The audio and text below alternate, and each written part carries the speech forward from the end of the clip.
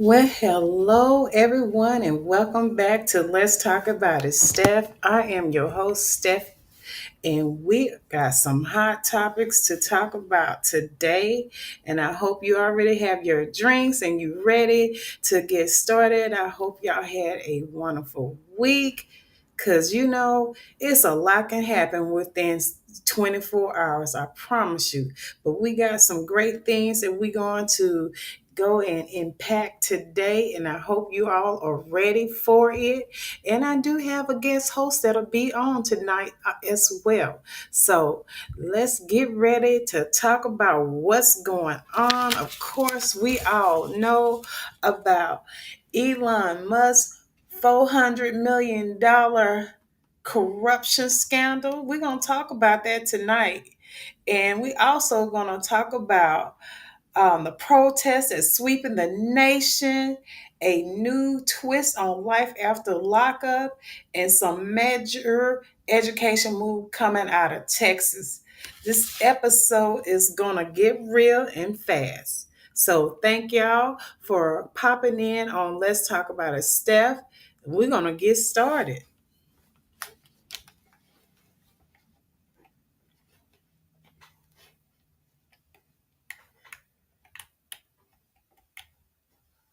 Y'all got to get this thing rolling.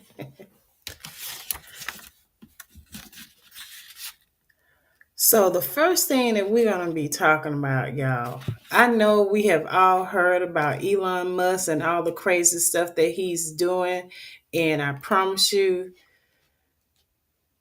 you think that it can't get any worse, and guess what? It does. He seems to make sure that he is involved in so much drama. So the first drama that he got involved in, of course, is $400 million corruption allegation. And I say it's alleged, because I ain't trying to get sued around here, but it is alleged. Elon Musk, you've heard that right. The tech titan and CEO of Tesla, SpaceX, and X, formerly Twitter, is in the headlines again. This time not for rockets or social media takeover, but for a corruption scandal pegging a jaw-dropping $400 million. And of course, they tried to blame the Biden administration for all of this craziness. But Biden's group had $400,000 and he turned it into $400 million. What a corruption. And I want to know who gonna check him. Who is going to check him? I know Congress got to be trying to figure out how we're going to get them out. We need him gone. So we have so much to uncover with this. And I'm sure, he's denying it and he's saying, of course, he didn't do anything like that. Of course, they want to blame the Biden administration and label it as a political motivated attack. There's no political motivated attack. If you did something, you did something. Why are you getting all these wonderful government bids and you shutting down everything else? Come on, let's make that make sense. Nothing that he says right now is making any type of sense whatsoever, but we're going to definitely make sure that we keep a good eye on what's going on up in DC, because they doing some serious corruption stuff that's going on, and somebody got to hold him accountable one way or another. Elon Musk and all your little minions will be held accountable eventually. Somebody is going to hold you accountable, and you're going to get out of DC because nobody asked for you to come. You are not wanted. So y'all be on the lookout for the next adventure of Elon Musk, because I know he's gonna do something, and of course he's gonna say something on Twitter. I know y'all still hooked to Twitter, so let me know how y'all feel about this, because oh my goodness, it's getting down and dirty down there in DC. Of course, we already know it because guess who's there? So we're gonna continue on and hope and pray that our Congress and our senators get it together and wake up and smell the roses and start getting these people out of here as quickly as possible, because we need them gone. We do. We need them out of here. So we're gonna keep it on moving on.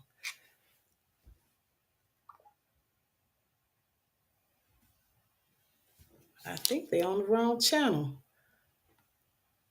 Hold tight, y'all. Let me go ahead and put you on a quick little break, and we'll be right back.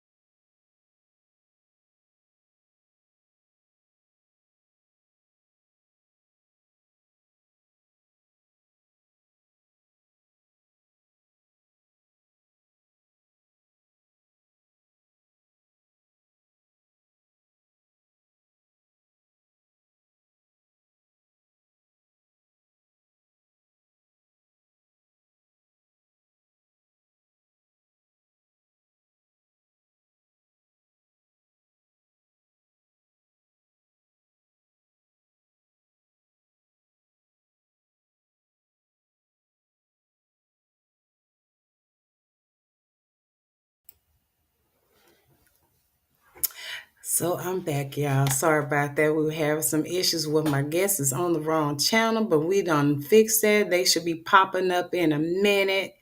But I hope y'all had an opportunity to go grab you something to drink so we can go ahead and continue on. But we're going to go back to this topic about Elon Musk and all his scandalous ways of doing things.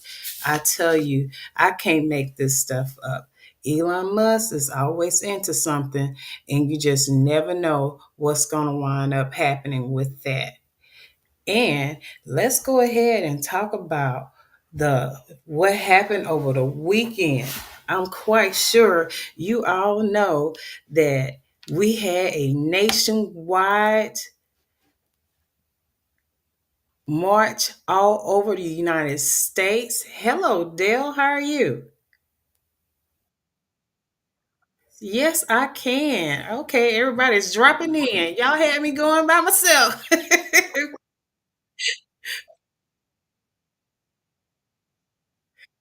I see. Okay, well, let me drop everybody in. Hold on, hold tight.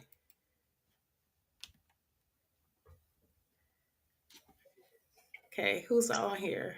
Hi, Brenda.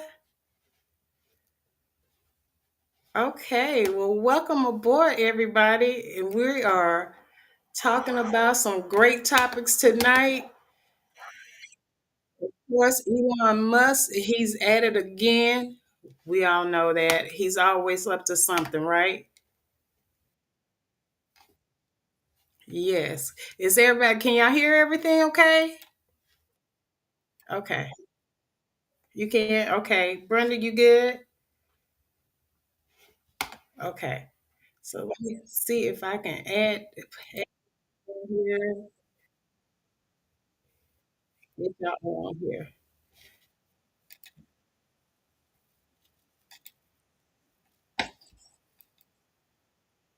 Okay. All right. Y'all ready? Yeah. Okay, folks, I want to introduce our guest tonight. Of course, my co host Del Frey is on here tonight, and he's going to have a lot to say. You already know Del's going to talk us into something. Oh, yes, yes. Thank you for having me. Oh, you're so very welcome. And we have Georgina on here, and she's, of course, one of her favorite topics is school vouchers, and we're definitely going to get into that. And we have Miss Brenda Guyton, and I know she got something to say. Welcome aboard to Let's Talk About It, Steph. Of course, you know, everybody know me. I'm Steph. I'm your host, and we got so much to dig into. Of course, we've already talked about Elon Musk and all his craziness, corruption. Y'all heard about that $400 million corruption, right? No, Yeah, no, that was nuts. no. What happened? So let me tell you the tea on this one. So there's a $400 million oopsie. They tried to blame the Biden administration, saying that about these armored vehicles, and they're supposed to have been like electric vehicles.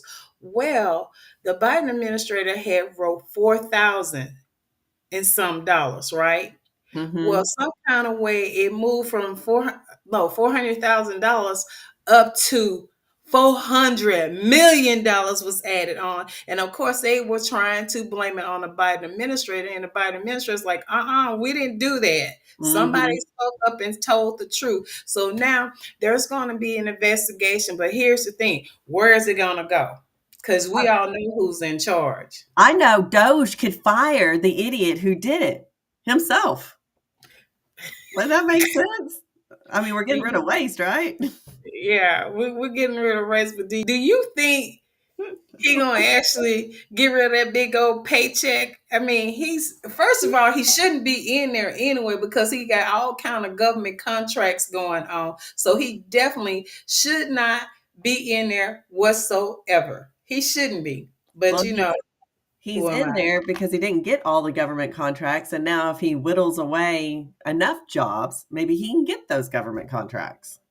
Exactly. But you know, it's always corruption going on all kinds of ways. So this is part of the big old corruption that they're trying to hide because they didn't want us taxpayers to know that, oh, we're going to get rid of 80,000 people at the federal government, which they were all outside Monday morning waiting to see if they still had a job.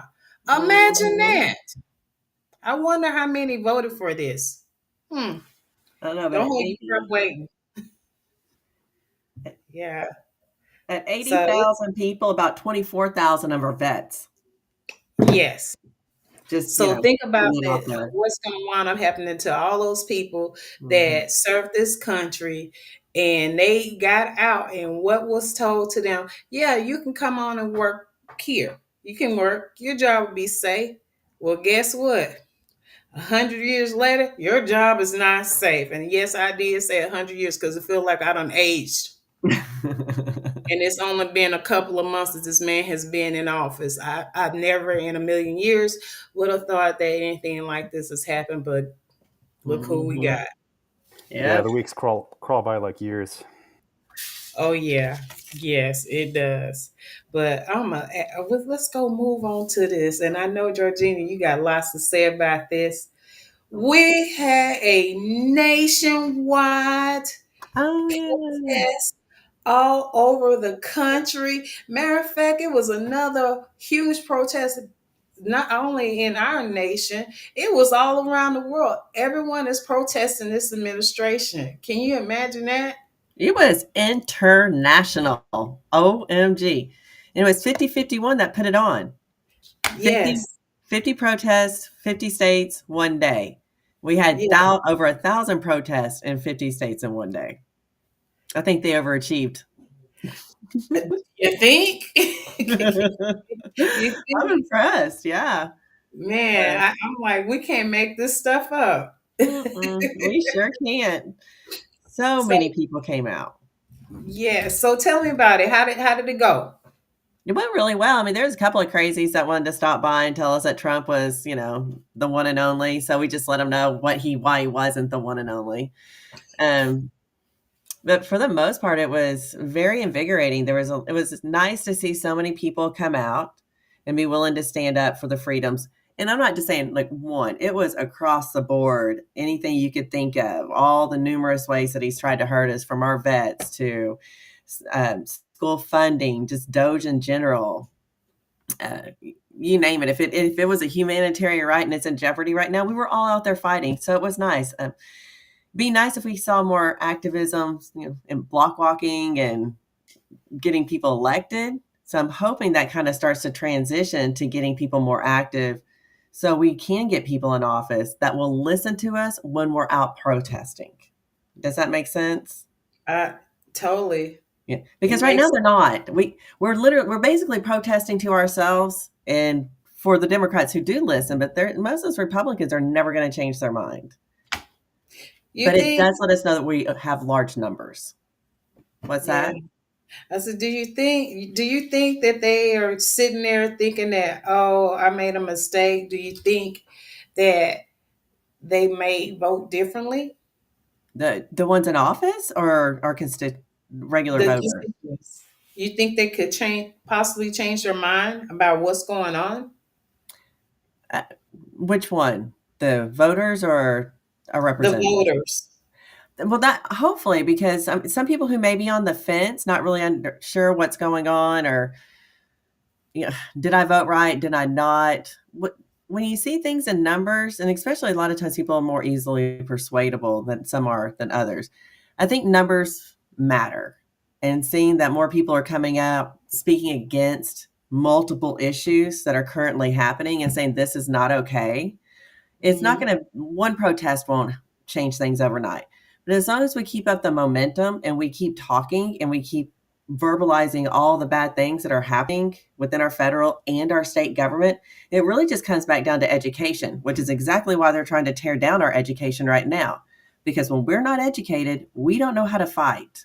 Education is the foundation to everything. And part of protesting is that we have to educate while doing it. Yes, and you know what? I really hope that what wind up happening is that we wind up getting people registered to vote, because we have that May election that will be happening. What is it? May 1st, Dell? I know you know the dates. May 1st or the somewhere Third, 3rd? Okay. I knew it was coming up like that. But we definitely got to get people registered to vote. And matter of fact, it might be too late for them to register to vote, to go vote in the May election. But Yes, it those of is. you who are registered to vote, you have time to go out there and go vote. But make sure you have all your paper. I will say this though: when you register, make sure you do it. I mean, always, if you're last minute, go ahead and do it. Make sure you got the right documentation. In Texas, if it's Mhm. oh, I can't think of it, provisional ballot, it's very unlikely it will ever be counted. Do it within about 2 months. Make sure you have registered at least 2 months before the election, because just because the county has got it through does not guarantee the state put it in our system. And if the state doesn't put it in our system, even though you have that paper, you're still a provisional, very likely a provisional. So it's just, I guess it's really important. That's another thing we start educating people on, is to make sure you're registered in plenty of time, that Texas doesn't have time to screw you over, because they will. True. Very true. Dale, Yeah. you're quiet. Oh yeah, sorry. We got a lot of people on here today, so I want to give other people the opportunity to talk. But to answer one of your questions from earlier, you were asking Stephanie whether or not this would change the minds of voters. Now, when it comes to Republican voters, I don't think so. I think what's going to happen there is, from what we've seen in the past, is that Republicans don't just switch over to the other side. What they wind up doing is simply not voting, or because voting's not just difficult for us; it's difficult for everyone, right? Mhm. So when people become disheartened, for example, like all those veterans who are now really feeling hurt because the VA has been hurt and things like that, and all the other people who voted for Trump but now are saying, "Oh my goodness, look at my 401k right now with all the tariffs and the stock market going down," they're not going to magically think to themselves, "Oh, I'm going to vote Democrat." They're Mm-hmm. just not going to show up to the voting booth, and Mhm. we've seen that through the times in the past. I always remind people this: the last time Trump had a trifecta, there was a blue wave during his midterm. And we always statistically see that. Usually, whichever president wins, whoever that president is, the midterm is almost a backlash, almost always against them. And Mhm. say blue wave in this context, it's not necessarily just that Democrats show up more, but the other side just simply doesn't vote. And that's why we really need to capitalize on this in this upcoming midterms and even this upcoming municipals. Stephanie, I think you were asking about whether or not we can register to vote for this upcoming municipal election. That deadline has passed, unfortunately. So if you're not registered to vote right now in Texas, you won't be able to vote in that municipal election, which is for our ISTs and city councils. But if you are registered to vote, your early voting is coming up, and it is in May is the actual last voting day to vote for that. So to everyone who's listening right now, to our fellow audience, make sure that you look up and you know who is running for your city council members and who is running for your independent school districts. And Mhm. make sure you really know, because when you go into the ballot for these municipal elections, you're not going to see a D or an R next to anyone's name. These are air quotes nonpartisan elections, meaning that you don't know who the Democrats or the Republicans are. But there are voting guides out there. We at the Frisco Democratic Club have a very detailed outline of who all the candidates are and their past experiences and expressions online. We've seen a lot of candidates who are running for office who, in the past, on their Facebook profile, have endorsed other Republican candidates, and also vice Mhm. versa. So we try to make sure that people are aware of that. But not to get off too far off from the topic, because I think, Stephanie, I think the topic of conversation right now is this past weekend's handoff protest. I did want to say over 1,400 locations were doing the hands-off protest, which is really great. But I really like the Fox fiction on this, because Fox, the White House press secretary, Levitt, criticized the protests, stating that the Democratic Party has been, quote, completely captivated by these far left lunatics, end quote, and question how American voters could, quote, take them seriously. This is just all a cop out. This is because they're scared and they don't know how else to respond to this. Fox also highlighted instances where protesters struggled to articulate their reasons for labeling President Trump as, quote, fascist. In examples, leading Elon Musk to comment that the issue lies with the, quote, puppet masters, not the puppets, as the latter have no idea why they're even there, end quote. I find this particularly funny because this is Fox News trying to defend the fact that they don't know how to defend the word woke. They're Mhm. trying to use reflection right now when they're saying these type of things, because when asked what does woke mean, when we ask them that, they don't know necessarily always know how to respond, or different people have different ideas upon what woke means. So Mhm. this is them trying to say, well, they don't even know why they're out here protesting. Now, I can see why it's easy for Fox News to make these claims. The reason for that is because different people are protesting for different reasons, because there's so many different reasons to protest. When we say hands off, it's not just hands off our women's ability to regulate and govern their own bodies. It's also, hands off to our democracy and the concept of this Project 2025 thing that's going on that's trying to circumvent democracy going forward. It's hands off my 401k and so Yeah. many other Ooh, things. don't So, even get me started on the 401k because people are going crazy. I had finally went in mine and checked to see if I lost anything. So far, I'm gonna knock on some wood, nothing yet, but it's a lot of people are saying they're getting hit hard. yeah, it was funny because one of my family members jokingly said, "Hey, don't look at your 401k." And what was shocking to me is that the moment they said that, I felt a feeling of deja vu. And then I remembered that wasn't the first time that line was given to me. The last time Trump was president, he also tried to apply tariffs. Now, not as hard as he is right now, Mhm. but last time our 401k was also hurt as well. Mhm. Granted, there's also, I can't remember the timeline correctly. I know that COVID eventually kind of came in and also kind of had a slight effect on that, but Trump did try tariffs before, and it Mhm. did hurt the stock market. So, 2022 was the last time it hurt the worst, and that was during Biden's, but that was because the Feds increased the rate intentionally to slow down the economy because inflation was getting too high. That's a controlled mechanism that's easy to bring it back up and manage the economy versus tariffs, which is a lot more damaging. It's also when a couple of banks failed because the interest rates went up and they had not leveraged their investments well and unsecured, I think, deposits. Yeah. So. There's that. But that was a different situation. That wasn't because we were trying to shock the entire world economy. Well, well, well, yeah. Brenda, what do you have to say?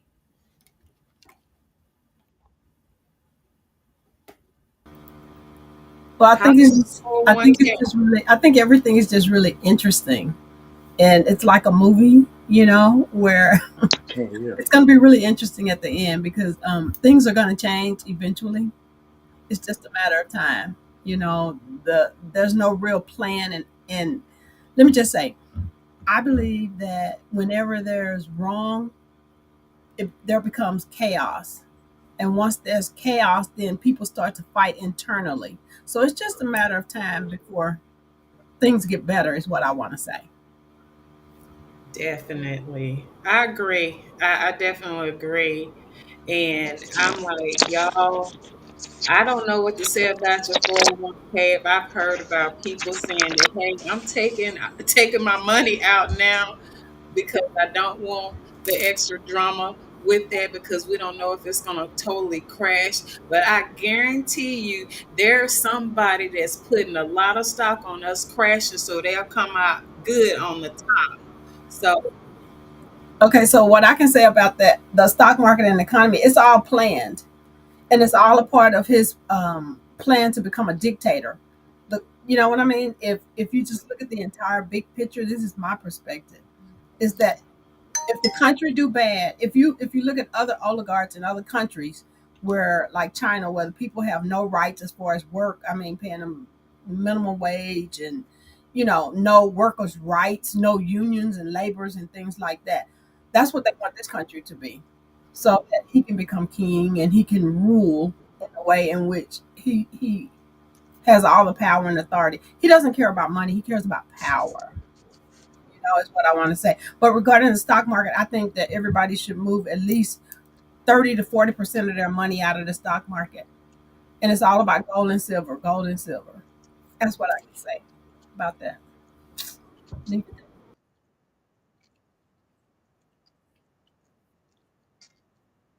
Talked him out of raising all the tariffs. I'm pretty sure China still got screwed, but the rest of them, he's doing it more slowly than he originally intended. And he really should leave China alone. Do you know how much money we owe China?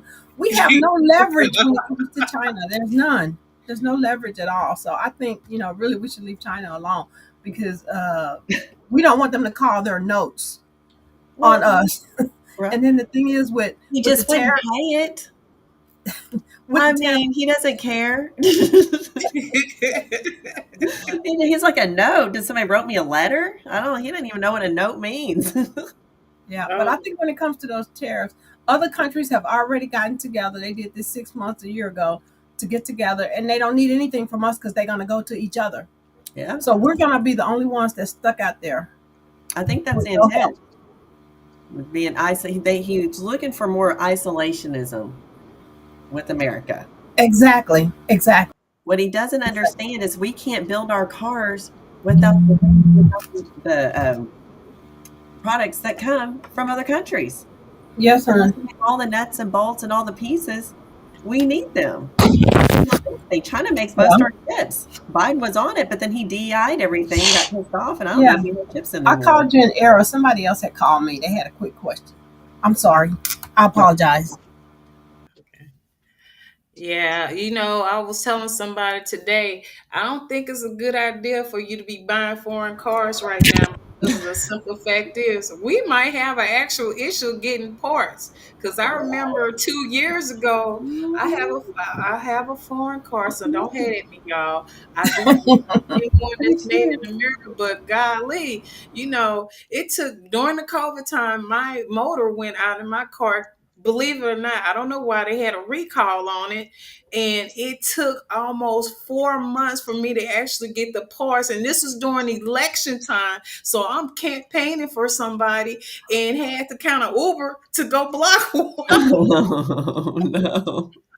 So we don't want to go into that kind of thing. That was the most craziest time. And now that he's put all those sanctions and tariffs and stuff on China, That's the one I'm worried about because y'all, if you look at your labels, we all know what's on the back of our label. It all gonna say China. I China or Taiwan. I mean, it's okay, not barely. If it's made in America, it was only assembled here. right. This is the Anyway. craziest time ever. The But sad yeah, thing is that Trump has recently, and by recently I mean as of today, has not necessarily rolled back anything, but he's put a pause on some tariffs, right? And he's done Mhm. that because he was under a considerable amount of pressure to do Yeah. so. But his ego will get in his way to stop him from actually rolling back anything. So he did, I guess, apparently put some pause on tariffs today, but then he retaliated against China by putting even harsher tariffs on China. And I feel like he had to do that in his own mind to save face for his own ego, because he's always had this narrative of claiming that tariffs will help us, when in reality, that is not the case. The last time Mhm. Donald Trump was president, he said the same thing. He tried the tariffs before, it hurt us, it did not help. And he's basically trying the same strategy again, but going even harsher this time, and therefore it's hurting us even more. I mean, you have to understand, this has been so hellishly bad that Fox News stopped showing the stock ticker. I know. Fox News took off their stock ticker yesterday. But you They said realize that his formula for deciding how much the tariff should be not only is inaccurate, but not even the right type of formula. He's going Wow. based off the import and export. Of course, we export less, and then he's using that number to Yeah, decide I the am. amount of his tariff, not what Waiting their on actual us. tariff is that they place on us. Period. The yeah, whole numbers just doesn't even make sense. But anyways, that's that. So when he says somebody's tariff has 35% tariffs on us, that is not true. We absolutely have no idea what it is. That's some fake number that he's come up with a very bad algorithm. Mhm. yeah. I Well, can not definitely algorithm, but tell you. formula. Yeah. Yeah, I can tell you, especially whoever is giving him financial advice, we need to kick him to Iceland somewhere where it's cold, somewhere, and bury him out there because he's an idiot. This is y'all hear me. This is the one time that I'm actually gonna agree with Elon Musk. He's a freaking idiot. You know tariff is gonna hurt us in this country. It's gonna hurt everybody. It's not gonna hurt your people outside of this country. We're gonna be paying extra on everything. We're already seeing the grocery prices going up. We're already seeing our gas prices doing a roller coaster dance. We're already seeing the market's hurting really bad because of his brilliant idea. So whoever he has as his person, he needs to fire him because there are a bunch of idiots that's giving him advice. And I guarantee you, they do not have no degree in finance because if they did, they wouldn't be telling him to put 104%. No, I'm sorry, 134% tariffs on China. Come on now. Y'all know we owe China. China probably own the country. Yeah. You If know, you let's It's be true. real. Yeah, Let's it's be it, true. real here. It's China true. probably owns the country, Mhm. and in a minute they're gonna pull that card, and we're gonna have to pay. They already had sent a boatload of gold during the Obama administration, trying to take care of the debt, and we got this man in office not once but twice, and he's trashing our country, and he's putting us in more jeopardy than anything ever. So at the end of the day, we're gonna have to do something about that administration that I didn't vote for. But we got to deal with it. But eventually, we gonna have to kick him to the curb. Y'all better start doing your job, Congress and Senate. Do your job. Amendment 25. Do it. Do and it. Do it. and I think there actually is some movement. I mean, we've seen the Senate is actually speaking out a little bit against the tariffs, and that's why this sounds a little bit cartoonish. But if you need any more proof that this is truly a bad idea, Ted Cruz of all people, Ted Cruz has actually come out and said that this is a bad idea. He said that if these tariffs continue and if it leads us into a recession, he said that there will be a bloodbath in the upcoming midterm elections. And of course, by bloodbath, I mean he means a bloodbath for the Republicans. He understands that there's going to be a backlash. And it's interesting to see Ted Cruz say that. I will also say that's interesting. I mean, a side note, not to lead us off on a tangent, it's interesting to see that Ken Paxton, Attorney General Ken Paxton, who is now going to run for the Congressional Senate, Mhm. is actually still on board with Trump. that's because both Corn and Ted Cruz are kind of getting a little bit wary about these tariffs because, again, they understand that it's going to hurt them in these upcoming midterms. But when Ted Cruz, of all people, says, hey, look, this is going too far, when Ted Cruz says, hey, this is going too far, that really means something, because that's the last person in the entire Senate who would ever go against Trump. It's Exactly. such a So put a disappointment. pin on this, y'all, because we finna move on to something. We're gonna come back to this, Dale, because you know you always starting stuff, and we gotta go back to this and make sure we talk about runaway Ted because he always doing something that ain't right. But we're gonna move on to something very important because eventually we all are gonna wind up having to face some type of issue when it comes to prison reform. And I have a special guest, Caesar Guyton, is going to be coming on, and he's going to talk about his journey of transitioning. So, y'all, let's welcome Caesar on. Hi, Caesar. Welcome. All right, Caesar, welcome aboard. I see you just got off of work. Can you hear us? Can you hear us? The screen looked frozen. Let's see. Well, it looks like it's moving. Okay.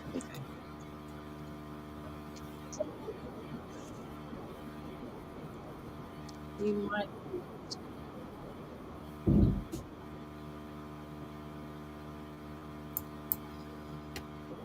There we go. Okay, is he on there now? Yeah. Okay, Georgine, I'm gonna pull you down. Okay.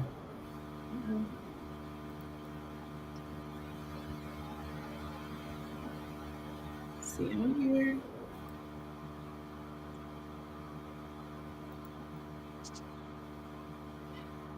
Hi, Caesar. Can you hear us now?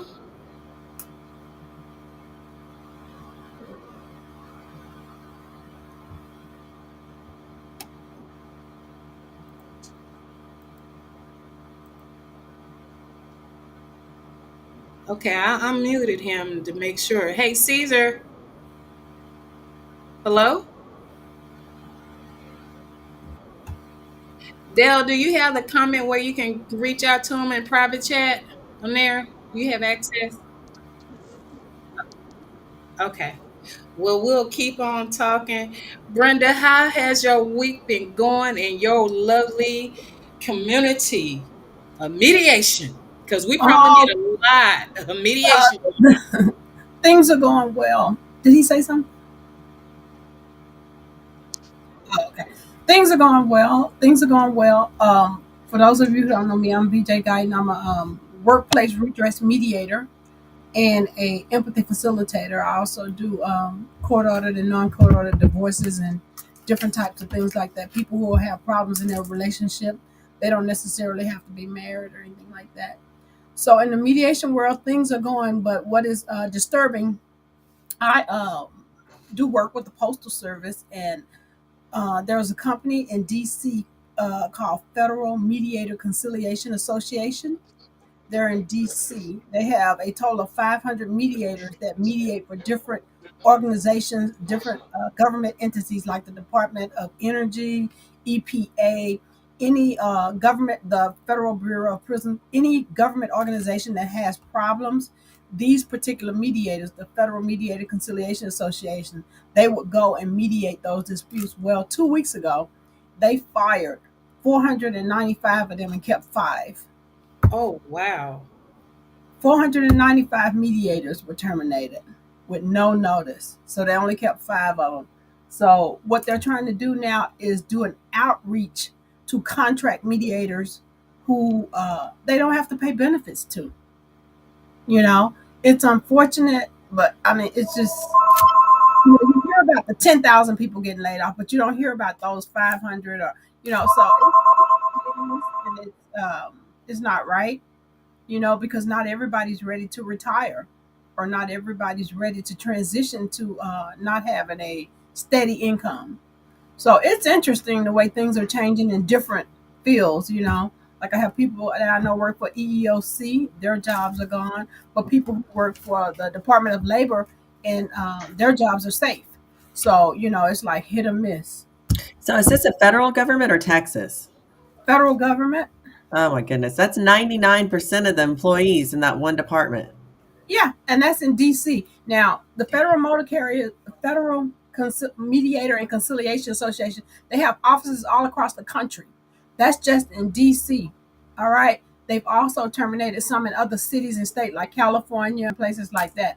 But in D.C., they had the majority of mediators. So, Wow. yeah, Oh wow. 495 people just gone in 2 weeks with no notice. So that's what's happening in the mediation field on the front of Doge and what they doing. In fact, we had a meeting with a guy. He was like, Doge is here right now. So it's interesting how things are changing. Well, definitely, I would definitely want you to come back on here and keep us posted on that because we definitely need to know exactly how is this affecting because American people some people think, oh, it's not hurting anybody. I don't know anybody that is hurting. And actually, yes, you do. Because when you don't receive that first check, and when you're not able to get your Medicaid and Medicare, then guess what? Honey bun, you're affected. We're all being affected by what's going on. Well, I So I mean, think it's look at all the people who won't have mediation services now. Those are families that are affected, not just including the people who were fired. That's everybody without a paycheck. That's a bank loan that's not going to get paid. That's a person who owns a rental home who now doesn't get their rent. I mean, the cost is immeasurable right now of how it is going to spread out through our economy, and people just don't understand it. Yeah, like you could hate the IRS, for example, but guess what? Are you going to get your tax return check now? And when you don't get your tax return check, you're probably going to be pretty upset about that. But that's because of what the richest man in the world is doing. Mhm. Or when you drive down the road and all of a sudden there's a pothole and you end up with $1,000, $10,000 repair depending on your vehicle, or an alignment or a frame that's just completely bent depending on how bad the roads are. These are real issues that our taxes pay for that people forget about. Education, the fact that we have clean water, that our Yeah. toilets flush. I And mean, you're yeah. right, Georgina. You're absolutely right. And talking about education, there's a educator at my gym. She trained teachers in Dallas. I'm in Dallas County. She Mhm. trained teachers in Garland ISD school district, and she trained teachers. And they told her 3 weeks ago that her job is going away, and she has one option. That's to go back into the classroom and be a teacher.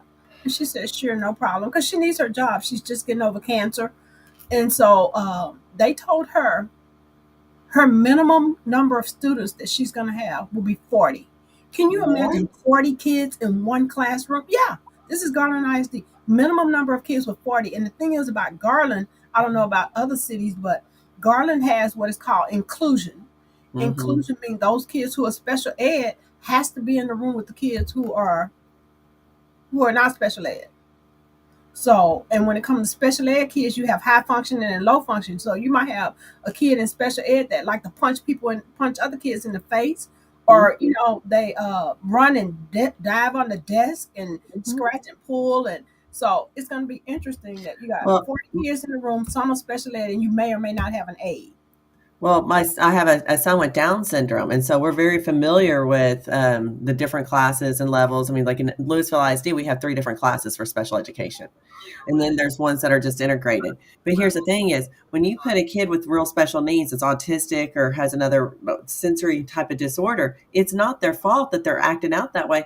But it's also not up to the other students to have their education or their day interrupted because of another student acting out. It is an unfair situation for absolutely everybody involved. And it doesn't make any sense. I can't believe they don't have their own separate classes for special ed at all.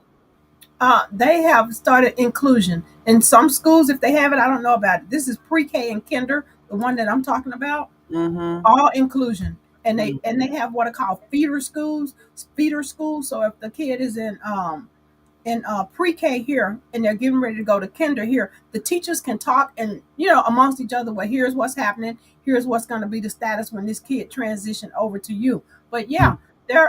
I Let me tell Ooh, you, I can just share this with you. Okay, so that's a I also mess. substitute in the district when I'm not really busy, and I don't mean to keep talking a lot, but this is a story that's really interesting. I substituted in the district when I don't have appointments and things. So I'm substituting in this pre-K class. All right. So it's a kinder. I'm sorry, kinder. And in the room, an aide did not show up. So that left me and the other teacher and one aide. The aide had to help both teachers, right? So in my room, we had two runners. When I say runners, these are kids that have issues, sensory issues, and other issues where they might just take off running, you Mm-hmm. know? And Yeah. so that's what it is. So one of the runners took off to the right, one of the runners took off to the left, two little kids.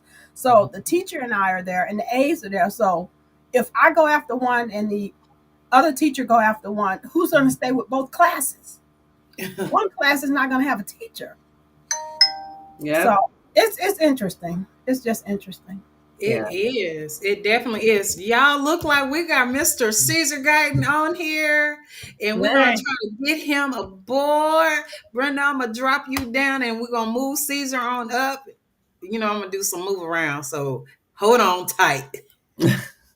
So once again, everyone, we are going to introduce Mr. Caesar Guyton, and I think I lost him again. We're going to introduce Caesar Guyton on here. He's going to talk about life after lockup. So let me see. Y'all give him a big round clap. Yay. We're finna get I Mr. don't see Caesar him on on here. here. I Hold don't. on. I got to kick myself off. Yeah, I don't see him. He's okay. Hold on. He was on here. He may be having connection issues. Hmm. Oh no. Yeah, I saw him earlier. I can see him down here in the corner, but I just don't see him up on the other screen.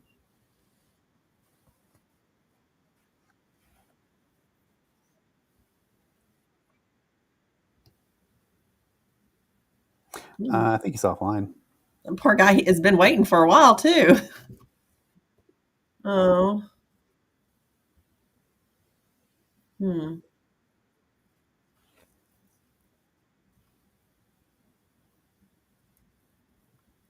It said no connection.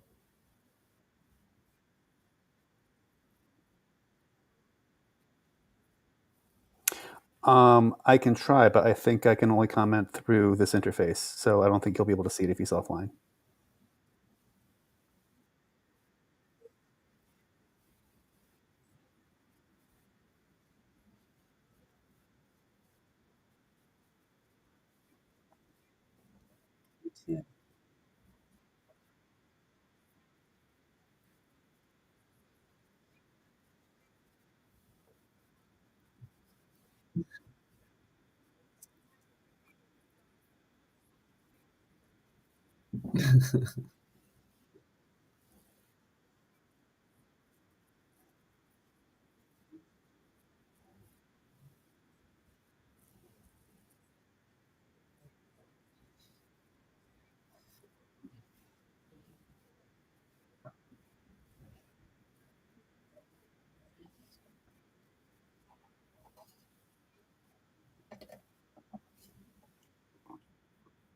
So y'all,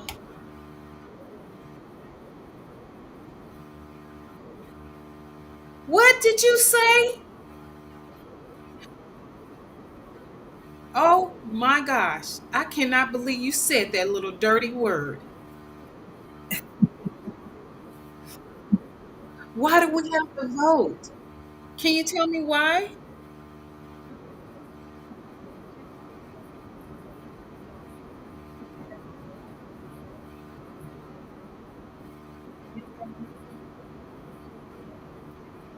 Vouchers are great, even though they spent 24 hours listening to people that tell them they weren't. Buckley's right there with them. Our legislators in the House and Senate are deaf when it comes to actually listening to what their constituents want.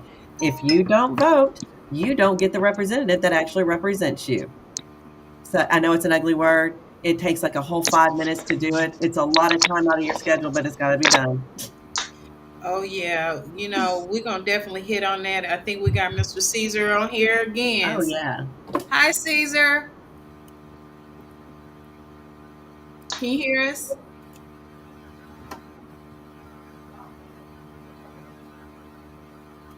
Can you hear us, Caesar? I don't think so. I don't think so either. But definitely, I agree with you, Georgina. We definitely have to make sure that we do the right thing by getting people out, get you I don't know registered to why I vote. can't hear. It's so very important that everybody go and vote. Go vote like your life depends on it, because you know what? It kind of does, because they're trying to pass this next bill.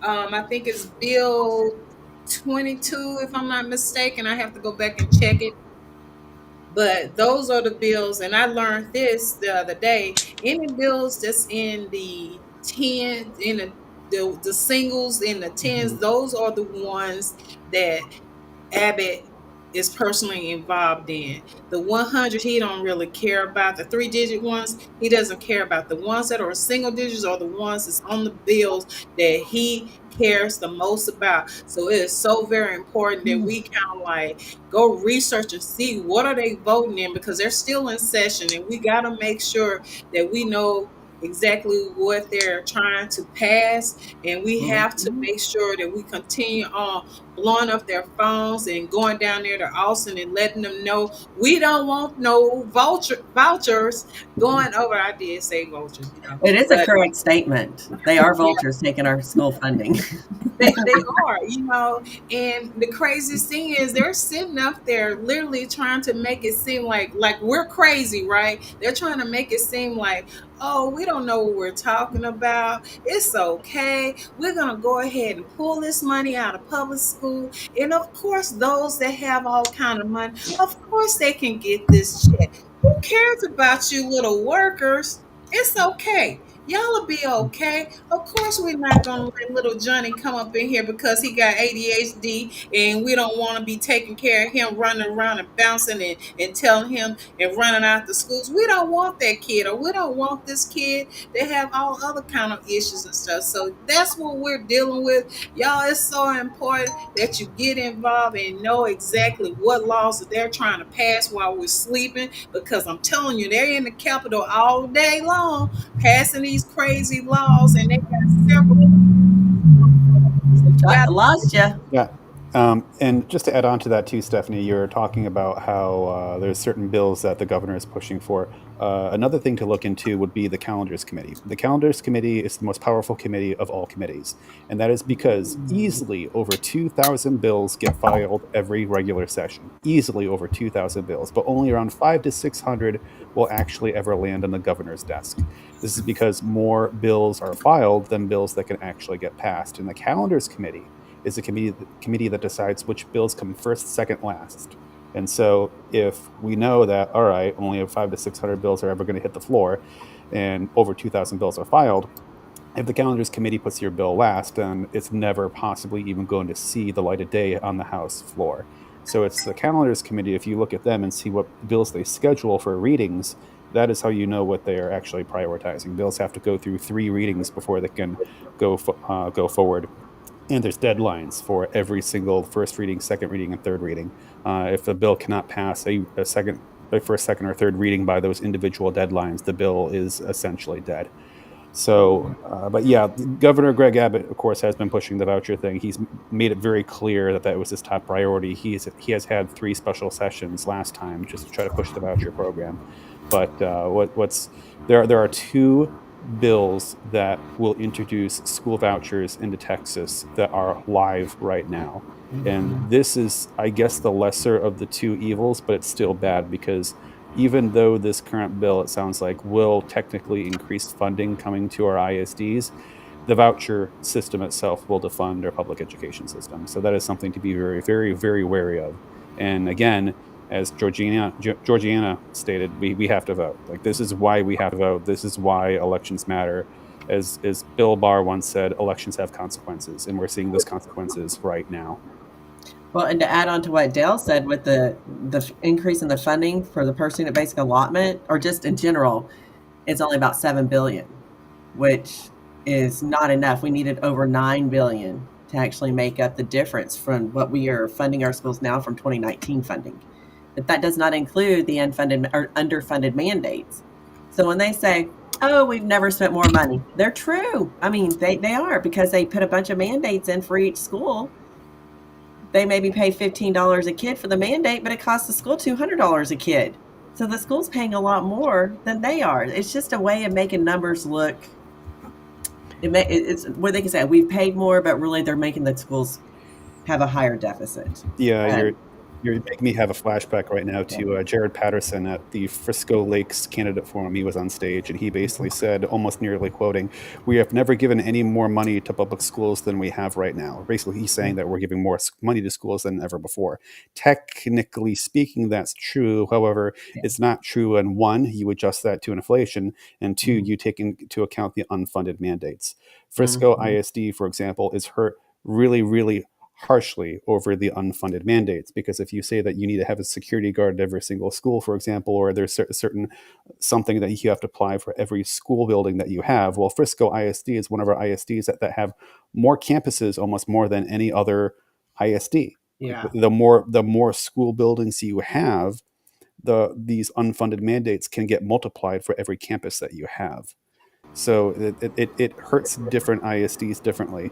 But it's definitely it's a huge slap in the face to see that they're not increasing the basic allotment by at least $1,000. We have been advocating to increase the basic allotment by at least 1,400, and that does not necessarily give us more money. That just adjusts to inflation since the 2019 levels, I believe. Well, that number came from November of last year. Yes, If right. That we number do it probably has been now, it's different actually now. Yeah, I'm 1,600. dating myself. Yeah. Well, because I saw, I was at another kind of a town, it wasn't a town hall, but it was one of the PTAs had put it on, and Raise Your Hand Texas had come out and was talking about the struggles that the schools are having and where different money comes from, and just kind of educating people on how schools are funded and where they're lacking the funds. And of course, I was like, the real number is 1,600. And they're like, yes, but came from November. So it explained a lot why our numbers are a little bit lower than what they should be. But that just explains really how important it is to tie it to inflation. And if we do tie this to inflation, we're not here every year begging for money. Of course, I don't want to tie this low. I mean, I do want to tie the low end or whatever we get to inflation. I hope they do that. I didn't see that or anything on the bill saying that it did. Just that HB3 ties vouchers to what the average, like 85% of what the average schools are getting. So I think it brings up their number to like $10,300 and something for school vouchers now versus 10,000. And then special education gets up to 30,000, which means really nothing. I mean, up to is just a way of saying we're still giving you 10, but still a big number.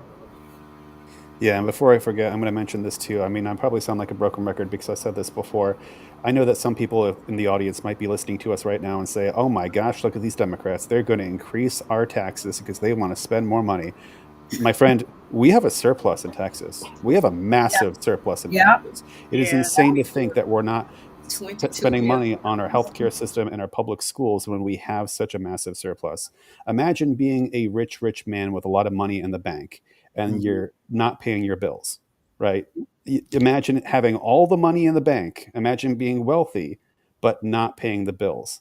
That's what's Mhm. happening right now because we're the Mhm. eighth largest economy in the world. We can afford this. We can afford to fix our public education system. The money is there. It's just that our governor has refused to let us use our rainy day fund. Our governor has refused to let us use our big, massive surplus that we very much do have. He's been holding that back in order to try to force this voucher scam down our throats. And Mhm. unfortunately, he's seemingly so far potentially about to be successful. And the only way we can stop him, as Georgiana previously said, is we have to vote. We have to vote because elections have consequences. And Dale, every dollar we spend on education and a child, we get $4 or $5 back. Yes, yes. So every time we rob our schools of dollars, we're actually robbing our economy of more money. Yep. The And that children. the craziest thing. So Y'all know we got major elections coming up. And Dale, you almost made me sick to my stomach when you said that old boy finna get ready to run for U.S. Senate. And I don't know if that's a good thing or a bad thing, but I definitely can tell you that is one of the worst things that could ever happen to Texas. He really needs to be out of our government all the way. He shouldn't have any type of access because he's one of those type of people that loves to sue. He loves to sue on any and everything he possibly can sue on. So we definitely don't want to have him in office, in no type of office whatsoever. So, Mhm. y'all, I don't know. We're going to have to make some changes some kind of way, though. But I Mhm. definitely want to see a new government. And I'm like this, if we have the non-crazy Republicans that's not involved in a mega thing, if you're going to run for something, please remember that you have people lives depending on you. You can't just go and listen to what the MAGA people are saying or whatever extra group that you're listening to, because there are people that are actually dependent on the decisions that you make, and the decisions that you make affect all of us.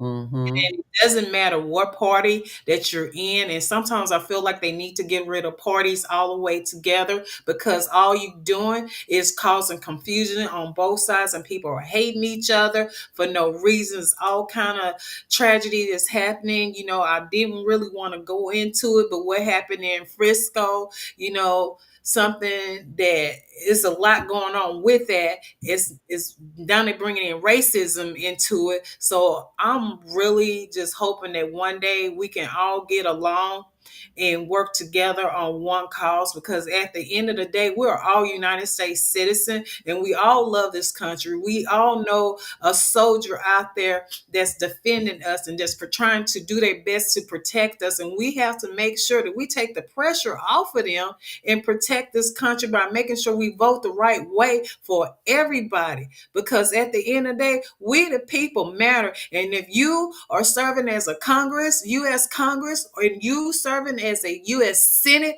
your job is on the line. Because remember, we don't forget. We might not say anything, but the real people, we don't forget what you do.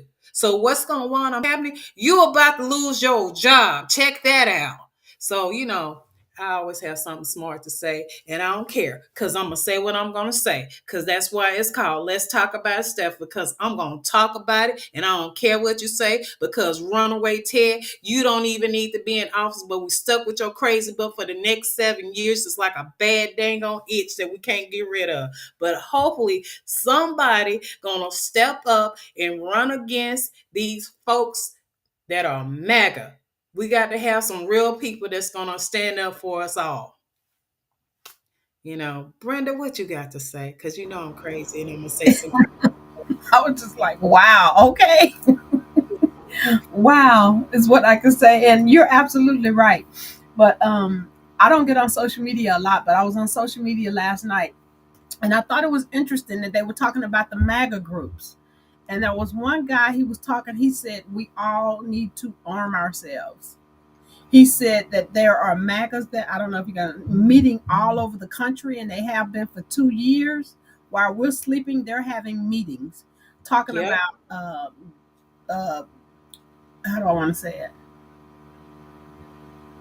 Kind of like a militia, is what I want to say. Would that be the word, militia? Yes. Organizational groups. But I hear that they're very organized and they're strategically placed all over the country. And if it's a large city, they may have like 5 or 6 organizations. If it's a smaller city, then they may just have one. But they said that they're in every city and they are ready to rock and roll. This is what he said. So basically what he was saying in the gist is everybody needs to get a gun and get some weapons and prepare Yeah. yourself and start paying attention to he's like, start paying attention to white vans and black vans. I was like, okay. But it could be a conspiracy, it could be true. I don't know.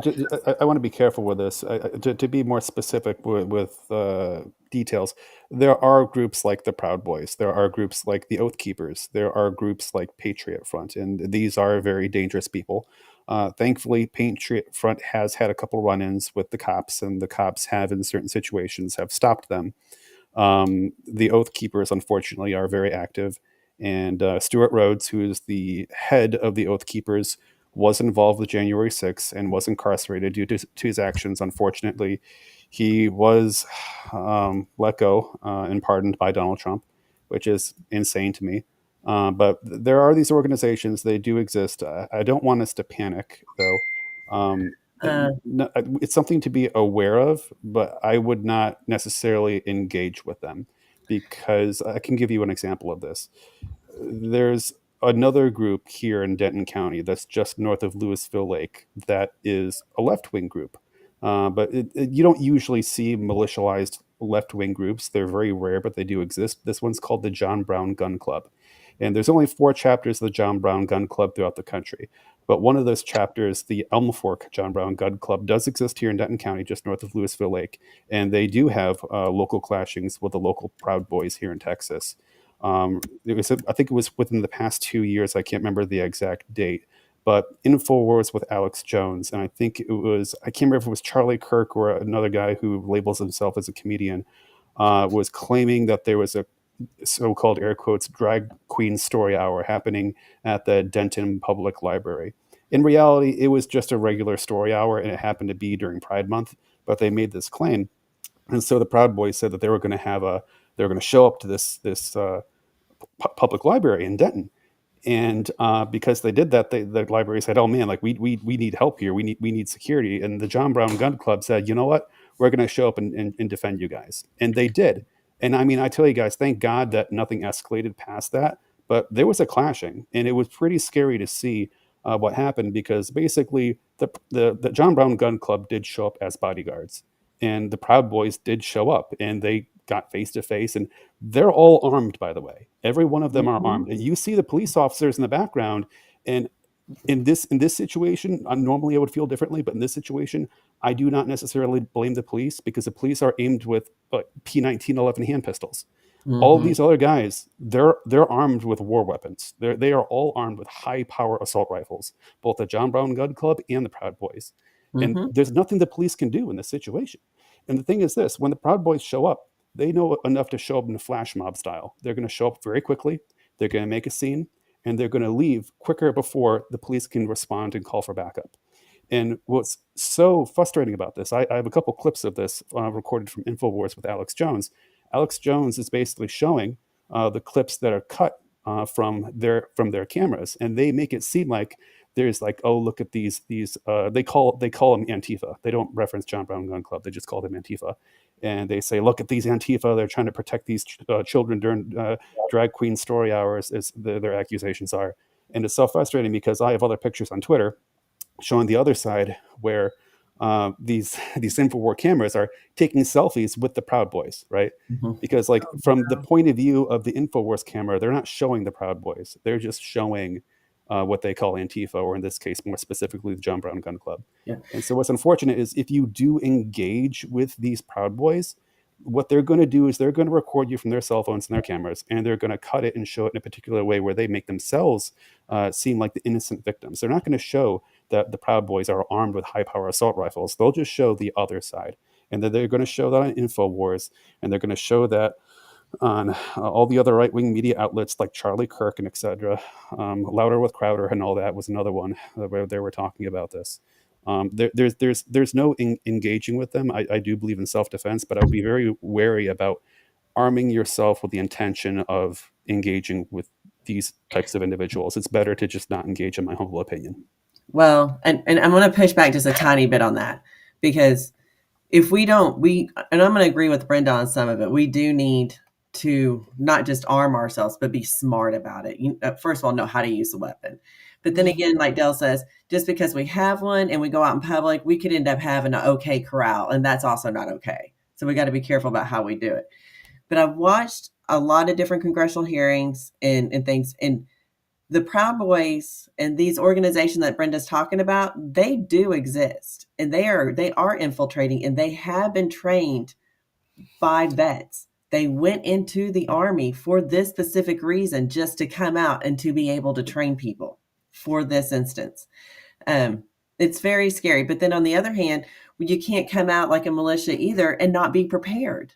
So I mean, I do agree with Dell on a lot of that, but on the other side, I think somewhere in the middle we were going to have to meet, because Brenda's also right. We are looking at a situation where we could end up having to be armed. We may find ourselves in an actual war. Trump is talking about calling, what is it, martial law. This is not a joke. And we're gonna have to get out some of our comfort zones and say, oh no, we can do this peacefully. Some things are not done in peace, and I'm afraid right now with the way Trump is and our militia groups, they're not going to give us that option. Yeah. And what I can say when it comes to peace building, it used to be other countries that needed to worry about the enemy within. Now here we are in the U.S. We have to worry about the enemy within. And I'm afraid we're going to come like Afghanistan. If we're not prepared, we will get ran over. But then again, you also got to make sure you don't have a big shootout in the middle of a bunch of kids. So where do you draw this line? And I mean, and I agree, we can't all show up to a book reading with high-powered rifles. That's also not okay. Yeah. And I'm having sympathy and empathy for police, because I can tell you here in Garland, I don't know if you guys heard about it 2 weeks ago. There is a park, maybe about 20 minutes from here. It's called Wind Lake. They found live bombs in the park. The Garland police and the Garland bomb squad found live bombs in the park. It was on the news, and I saw it on my feed. It popped up because I'm a part of the Garland Chamber, and I was just like, people take their babies over there walking. They take their fur babies over there to this park, and they're live bombs. So when did they do that? 2 weeks later, all of the electricity in our neighborhood went out, and those little green boxes that stood out in front, those little data center boxes, they were all out. Somebody had tampered with them. What the We heck? had electricity for 5 hours on my street. So my thinking was, okay, we found bombs in the park. Now we don't have electricity. Or they play, your mind start to play tricks. So you're like, what is really going on? It's like, are they testing things out? Africa's looking really good. Mexico's looking pretty good. Relocate. I'm out. I'm thinking like a cold state that's lined up with Canada. So when we do have to come to this kind of war, we're not stuck. My kids aren't stuck in the middle of the OK Corral. Yeah, it's the times that we're living in. Yeah, But I think just being aware. We have to just be aware, like Dale was saying, be aware. Yeah. Well, Somewhere I between all this, we'll have an answer. Go ahead. Well, I definitely want to tell y'all the truth is, yes, they have been working on this for years. My father a long time ago, we used to say, we got sleepers here. They're asleep and they're waiting to wake up. And I'm like, what is he talking about? And then you think about all the different things that happened when President Obama was in office. They were already practicing. Y'all remember seeing all these fit club things starting to be placed in just about every major city. So they're already physically fit. Now, what I had seen on one of my feeds, they were talking about if those of us that are not in shape, like myself, that we got to get in shape and be ready, because, these folks have been exercising, they strength training, and they got their guns.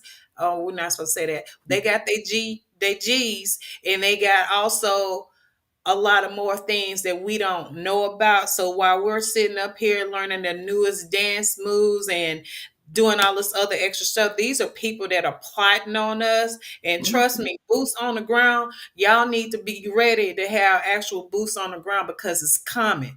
It's not a fairy tale, it's real. There are people that already done bought up those old tanks and old army vehicles and stuff that are riding around here. You think, oh, they just had it. No, they are prepared. Those are people that are already prepared for doomsday. You got to be ready. So if you know right now, before our food prices go up even higher by next week, y'all need to start going in there and getting your water, getting some canned goods and stuff. Go ahead and start getting it. I'm not trying to cause a massive panic, but it's time now that y'all stop going to all these different restaurants and start getting stuff prepared in your home, because at the end of the day, we might not be able to go to work. Yeah, I remember what happened when COVID hit, when we were shut down and only essential workers were allowed to hit the streets and go to work.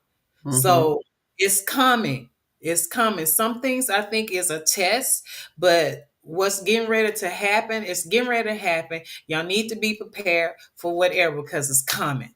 It's coming. Mm-hmm. Because who would have thought that we would have an administration right now that we cannot get out of office. Oh yeah, Everything he plans on doing a third term for sure. exactly. And if he does try to run for third term, Obama can run for third term too. He forgot that part. He can run too, and guess what? He will win. Obama will win. I'm calling that out. So if he want to play them silly games, we can too. Let's go. But at the end of the day, y'all, we definitely need to make sure that we get prepared. Mm-hmm. I We get we prepared. do. Yeah. Because they are definitely talking about folks not being prepared for what's getting ready to happen. And we definitely need to make sure that we get prepared for whatever's going to take place. We need to make sure that we're ready to go and vote. Women, if you got married, and especially those who have been married like Elizabeth Taylor 3, 4, 5, 6 times, you need to go ahead and make sure if you don't have your passport, get you a passport. Get all your documentations. Make sure go find your birth certificate, get your social security card, get all your divorce decrees. Make sure that you have any name change, your marriage license, have all those stuff because you're gonna have to change and have one identity that says who you are. Because like me, I wouldn't be able to vote because I got married. So my Mm-hmm. name does not match my birth certificate. So that's the bill that they have out there that they're trying to pass to the floor right now. They're trying to take away women's right. And women, Becky's out there, and I'm sorry, I'm just using you as an example if you're Becky. Listen, listen to me carefully. You vote against yourself. It's okay. Now it's time for you to think about your future. Because if you're married, you might not agree with some of the things that your husband agreed to. That man is going to have to vote for you. Anybody in that household, they're trying to pass that bill to where a man can vote for you. That means you don't have the right to vote. So when they said about hands off my body, they already took away your rights to your body. Now they're going to take away your rights to be able to vote. Then the next thing they're going to do is take away your rights to work. So I'm Mm-hmm. telling you, stop all this nasty bickering that's going on and start showing up at them polls and start voting for people that actually going to defend you. Because right now, we don't have anybody that's going to defend us except for our Democrats right now. That's called making America great again. Yeah. Well, also, just I'll add some a little bit more detail in here. First, I'm going to back up to a previous thing, and then I'll come into what you're talking about, which is the SAVE Act. Trump it claims that he's going to try to run for a third term. Now, really, what's going on here is the congressional constitution does put a limit upon how many terms a president can run, and the limit is 2 terms. A president cannot run for any more than 2 terms. The 2 is the max. Now, there is a separate limit as well. There is a number of years someone can be the president of the United States, and that limit is not 8 years. So that limit is, in fact, 10 years. And the reason that the limit is 10 years, but separately 2 terms, is because if someone becomes the president by being first the vice president, and then if the current president steps down or passes away or whatever happens, or the president becomes incapacitated, when someone becomes the president through the vice presidency, that does not count towards a term. So Mm-hmm. technically speaking, if J.D. Vance was to run for presidency, if J.D. Vance was to become the president again, J.D. Vance could then step down if in turn a vice president Donald Trump into the president again, but then the Constitution would still limit him for only 2 more years because again the max is 10 years. And when someone becomes a president through the vice presidency, that does not count towards the term counter. It's a weird little glitch, if you will, or it's the way the Constitution is written, and it sounds like that's something they may attempt to exploit. However, there is major uphill battles they're going to have to go through in order to exploit that particular edge case. And it would have to require, of course, first of all, J.D. Vance from being able to become president. But aside from that, I'll go back to what Stephanie was talking about. Stephanie was talking about the SAVE Act. It is something that is going to hinder women's ability to vote. The SAVE Act is what Republicans say is going to help election security. Now, these are heavy quotes, and it's their excuse. They basically say that if you're going to vote, they have to make sure that the first and last name that you have on your identification matches the name that you were born with. And obviously, this hurts a lot of women because women tend to change their last names when they get married. But let's be honest, it's more than just that. Lots of people change their names for various different reasons. Lots of people who are adopted sometimes change their names. There's a lot of people in the witness protection program who changes their names. There's a lot of women who are trying to escape abuses from previous significant others who have changed their names for various different reasons. It's a horrible, horrible piece of legislation. I really hope it does not pass, but we will see. It is kind of part of Project 2025. I know that some people in the audience may say, man, like Stephanie sounds a little bit paranoid about this. She's not paranoid. The stupid thing is this, is there are those extremists within the Republican Party who genuinely don't want women to vote. And this is their way of trying to assemble that. But at face value, what they're claiming is that this is for election security, because the Republican base in general, not just the crazy ones, but the Republican base in general, does not trust the voting system. They feel like there's a lot of voting fraud going on because that's what Fox News has been pushing. And therefore, they believe that they need to buckle down on security in our elections. And this is one of those ways to do that. It's called the SAVE Act. And if the SAVE Act gets passed the way it's written right now without any amendments, it's going to hurt women who have married and changed their name through their marriage tremendously. I will expect it, if it does pass, to hit major hurdles with the courts. But again, courts are not necessarily known for their expedience when it comes to action. So I do worry about that very much. But I know we're also very much over time. So I'll pass it back to you, Stephanie. Oh, well, thank you, Dale. I can say, this was a great show, and I sure do appreciate everyone who was on here tonight. And of course, yes, we are over our extended time, but it was worth it. It was worth it. But next week, we're definitely going to bring back Caesar Guyton back on here to where he'll be able to talk about um, the journey of the transitioning from life in prison. He's going to talk about that. So we definitely want to make sure we have time for that. I'm going to make a special interview with him on that. But I am so very excited about tonight and the next week. And I appreciate each and every one of you for being on here because you guys rock. I mean, y'all had so much to say. And Brenda, thank you for coming on. And yes, that is my cousin. You're welcome. You're welcome. I want to say thank you for having me, and I learned a lot. I always like to participate when I can learn something new. So I learned so much tonight from everyone. So thank you. Yeah. Thank you. Georgina, thank you so much. My sister from another mother. You I didn't know know. when I had another sister, I but that's know. So I've got another sister now. yeah. Sister from another mother. This girl here, she is so busy out there trying to fight for our rights and get people realizing what's going on in our school boards and getting these people elected, because we got to make sure that we get ready for the next election. And she's out there working really hard with some interesting people. So if y'all ever want to contact Georgina, get her. She's always on Facebook. So reach out to her on Facebook. You just put in Georgina. She probably are the only Georgina on Facebook, but look her up. She's Jordana always. Bustos. All right. Y'all hear that? Jordana Bustos. Definitely on Facebook. There's no second one like me, I promise. And Mr. Dell, you want to close us out? Oh, sure. Sorry. Trying to find the unmute button. There we go. Yeah. I'll close this out by saying, we had a special election recently. Unfortunately, it didn't quite go the way that we would have liked in Florida, but we did keep the Supreme Court in Wisconsin, so that's very good. But we still need to look forward to the future. We have municipal elections coming up.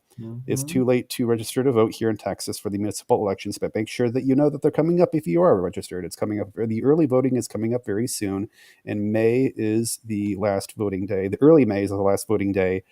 You have, I'm blanking on the date off the top of my head, but you have municipal elections coming up for ISDs and city councils. And past that, we have a midterm election coming up. Last time Donald Trump had a trifecta, there was a blue wave in the next midterm. I expect and hope the same thing happens again this time around, but it can't happen unless you vote. You have to vote. As Bill Barr previously said, elections have consequences. So make sure that you're registered to vote. Make sure you show up for this upcoming midterm election. Our country is on the line here, folks. It's not any exaggeration. Our country is on the line. So please make Mhm. sure you get out and vote. And Stephanie, thank you very much for having me. You're so very welcome. And thank you to everyone who have hooked on to linked up on YouTube and also on TikTok. Continue to watch us and support us. And don't forget to share and like these wonderful broadcasts that we're doing. And we'll be back on next Wednesday for Let's Talk About Itself Politic Wednesday. So thank y'all for coming in. And y'all, you don't have to go home, but we got to get out for this podcast. Y'all have a good night. Good night.